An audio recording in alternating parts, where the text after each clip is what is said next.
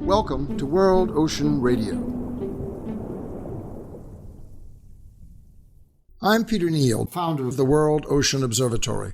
On June 8, we celebrate World Ocean Day, a date designated by the United Nations to recognize our relationship with the ocean through so many different ways of global connection.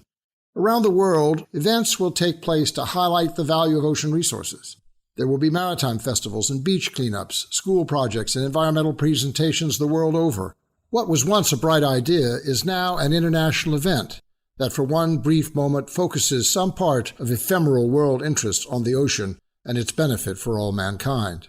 Of course, every day is Ocean Day, and we can claim that with the authority of the headlines that every day point to some ocean issue of import: the catastrophic disaster of a failed drilling rig or shipping accident, the trade impact of an expanded Panama Canal, the security implications of the opening of northern Arctic passages, the decline of fisheries across the world economy, the vast plastic wasteland floating in the mid-Pacific, and the continuing, growing evidence of the negative impact of climate change on the ocean and its capacity for supporting all aspects of human survival.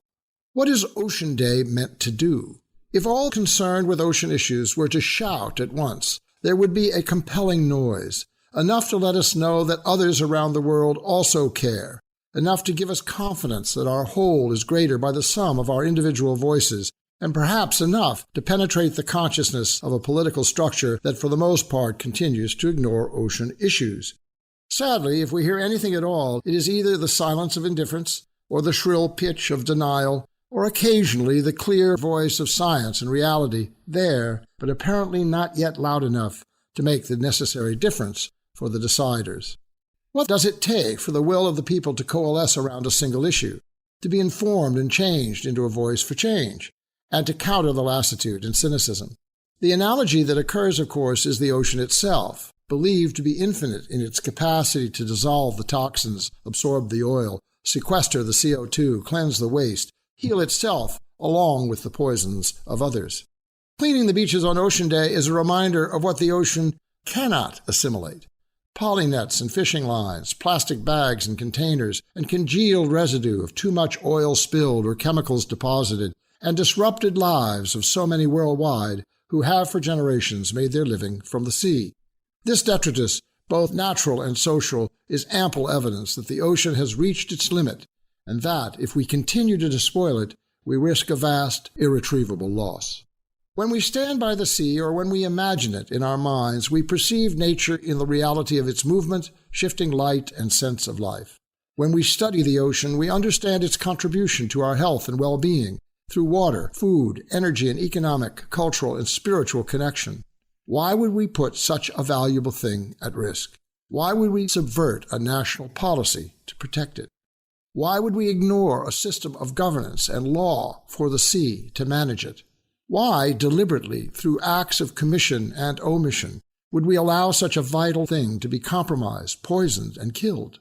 Surely, if on this Ocean Day we can come to the realization that such acts are truly self-destructive, we can then use every other day to spread the word, to act in some overt way to change our behaviors, and to otherwise transform the will of one to become thousands, to become millions, who demand that the ocean be returned from scarcity to abundance, from conflict to accommodation, from exploitation to sustainability, from ignorance to intelligent action for our future. The ocean will serve us well forever if we only demand now to serve it better. We will discuss these issues and more in future editions of World Ocean Radio. World Ocean Radio is celebrating 15 years on the air in 2025, with more than 750 episodes to date, all searchable by theme at worldoceanobservatory.org. World Ocean Radio is distributed by the Public Radio Exchange and the Pacifica Network for use by college and community radio stations worldwide.